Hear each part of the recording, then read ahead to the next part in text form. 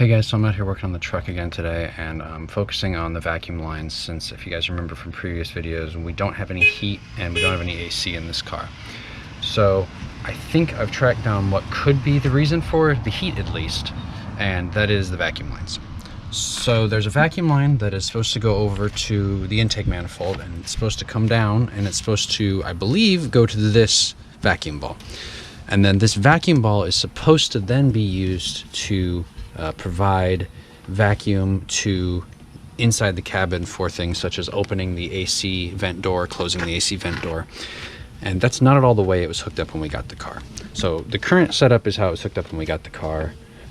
We basically have a vacuum line coming over, and then there was a three-way split here, and the line that is the one that goes under the firewall and controls the AC is hooked up before the vacuum ball. Now, my understanding is, since the vacuum ball is supposed to assist that system, it doesn't really make sense for this to be hooked up before the vacuum ball. And additionally, the vacuum ball has a weird hookup right now. So there's a line coming into the vacuum ball, and then the outlet of the vacuum ball is actually supposed to be hooked up to the bottom of the heater control valve here. So basically what's supposed to happen is you have vacuum coming into the ball, going into the cabin, and then when you turn the knobs, the controls in there then control where the vacuum goes. So if you turn the heat knob, this is supposed to then provide vacuum to this, and you should then have water flowing through the heater core. So I'm going to go verify this today at the junkyard. So today's going to be another junkyard day, but basically I think our whole vacuum line setup is incorrect, and that's the reason we're having problems. So I guess we'll find out more today. All right guys, so we're back with the 98 Ranger with the front cut off. It turns out this is our lucky little truck, because we've got those bolts I need are all still intact, and I've come to the conclusion that the ball setup is basically the way I thought. So what I've done is I've gone ahead and pulled off all of the vacuum lines off of that truck, and we're going to try using those instead, since ours are all cracked and beat up, and hopefully that works. I've been seeing a lot of interesting things when it comes to where the heater control valve is. Seems there's a common issue on this car. There's something with it. This guy is just taped right over it. It's supposed to go right here. Just one more confirmation that this is the correct setup. Found another Ranger. We've got the gray line going up to the heater control valve, and we've got the other line coming, the AC line hooked up to the bottom of the ball. There was a vacuum line running up from this one. I just took it because we're using that one as well.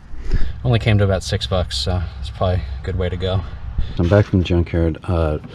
Looking in here, basically I got an extender for this piece to get to the vacuum ball, and I got an extender for this piece. Since this one's an incorrect, we don't need a three-way split on here at all. Probably gonna leave this part for now, since I have everything I need when I'm putting it back together. So we're gonna move on to trying to get the valve cover and timing belt back on.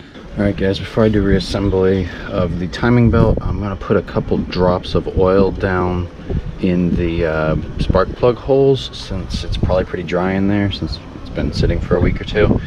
And I'd have to turn the engine over in order to verify the timing, so I'm gonna go ahead and do that real quick.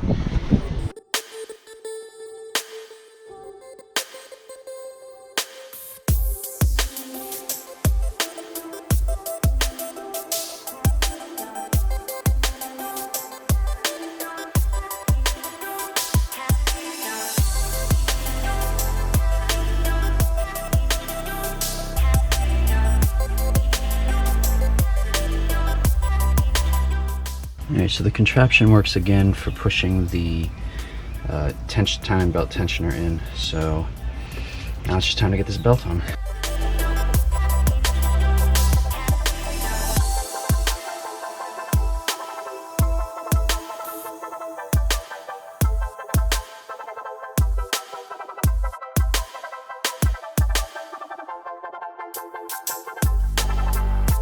I cranked the tensioner down, turned the camshaft and crankshaft over once, and the marks look like they didn't quite align right.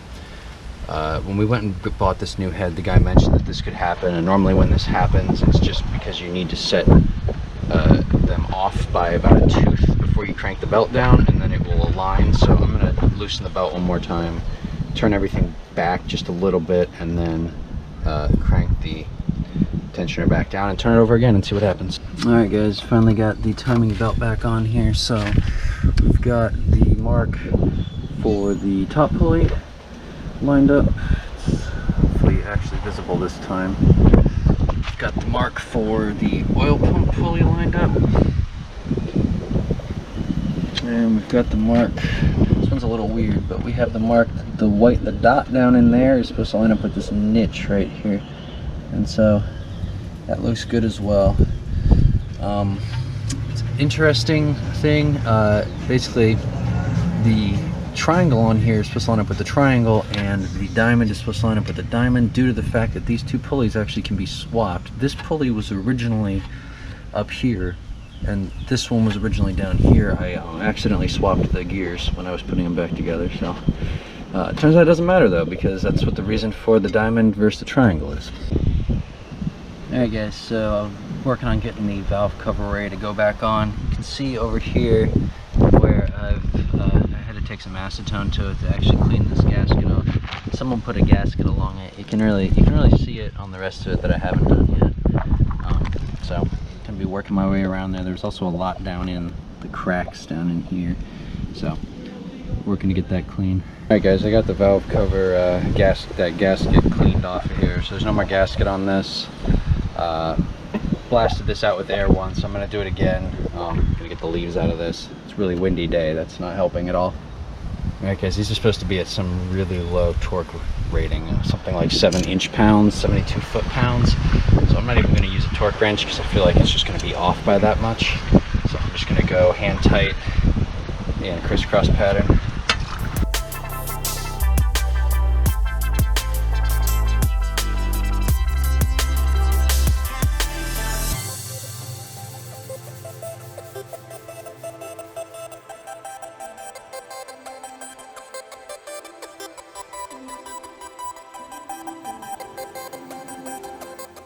Alright guys, pretty happy with where we got to today. We got the valve cover back on, we got the timing belt back on, and we got the vacuum line situation at least figured out.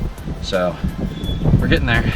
Just got to put the rest of the engine back on and we should be good to go. Probably do that in the next couple of videos, so be sure to check those out.